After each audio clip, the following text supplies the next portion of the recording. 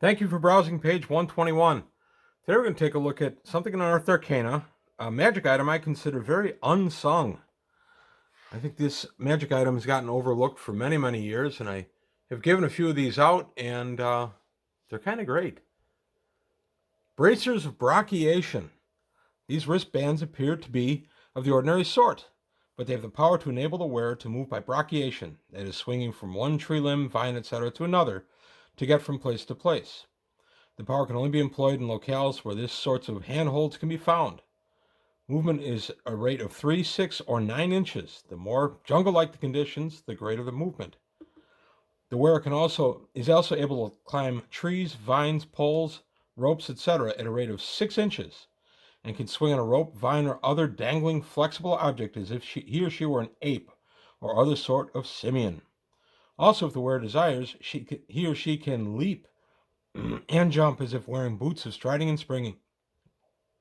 But the jump must culminate in the grasping of a rope or vine, movement through the upper portion of branches, the climbing of a tree or pole, or some other activity associated with brachiation.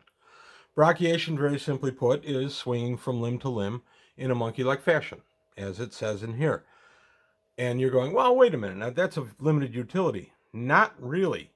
If you think about this, it allows you to climb poles or ropes. So I rule that you don't have to be associated with a tree all the time to have this stuff work. So if you're doing the old climbing a rope up the wall and such, and you have the bracers on, I allow you to climb that. If you're looking to just climb a tree to look around, I let you go up the tree no problem and with no penalty, no chance of falling. And then leaping from limb to limb, they use the word jungle here. A jungle is really nothing but a forest. And one thing D&D has plenty of is forests. So you can not only swing from limb to limb, you can move as if they were boots of striding and springing up in the tree limbs. So you can land on a limb, run along it, and then jump off to grasp another one, or to land on another one, or to jump to another tree and grab the tree trunk itself.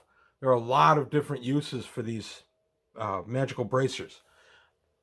As I said, I've given these out before. They're especially useful to druids. The idea of being able to just go up into the trees and then move along a great distance and then come back down whenever you want, that makes it very hard to follow.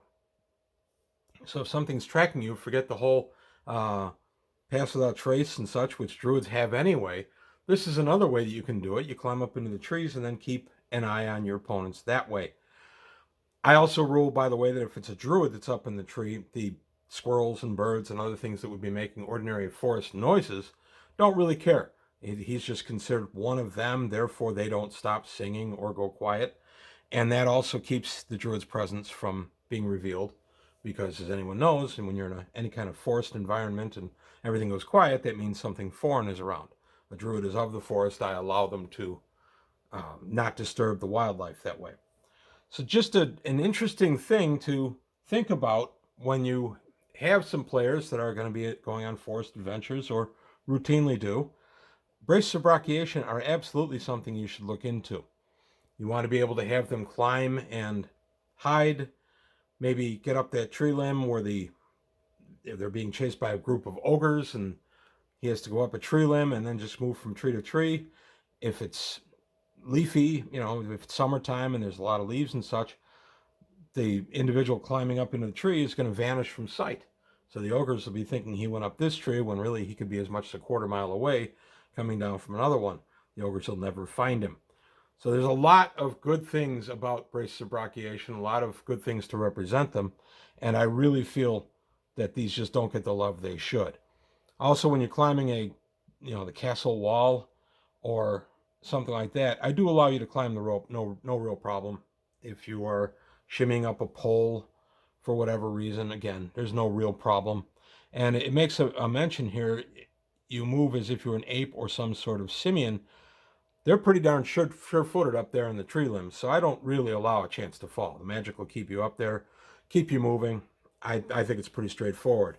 And as the song says, I want to swing from limb to limb to relieve the stress I'm in. Name that tune. These are a good item for it. So braces of brachiation, some players will think that they're other types of bracers, usually protection. and they'll get all excited about that, and then you'll see that little moan of disappointment and when they realize the braces of brachiation. And I encourage the DM to go ahead and let the player mess around with it a little bit and get to appreciate what treasure they've really just uncovered. So that's all I've got today on page 121, just braces of brachiation out of the Unearthed Arcana book. If you have any questions or comments, please leave them below. Let me know what you think. Have you given these out to good effect? I have. I've given them out a number of times over the last 39 years since this book was published. And the only problem is braces of brachiation, for a while in the late 80s, if I gave out a set of braces of brachiation, before I knew it, that person left the campaign for whatever reason. Generally, they moved away, got married, whatever, didn't have time, changed jobs, didn't have time to play anymore. But they were almost the kiss of death for a little while in my campaign in the late 80s. So I actually stopped giving them out for a little while just because I kind of considered them jinxed. I've since the early 90s, I've started giving them out again and had much better luck with people staying with the campaign. But that's all I've got to say today on page 121. I hope you like what you heard and saw. If you did, please like and subscribe. Comments below. Take a look at the Patreon, see if you can help me out there. And I'm always open for ideas for videos, so if you want to put those in the comments, feel free. Thank you for watching, and I'll see you next time on page 121.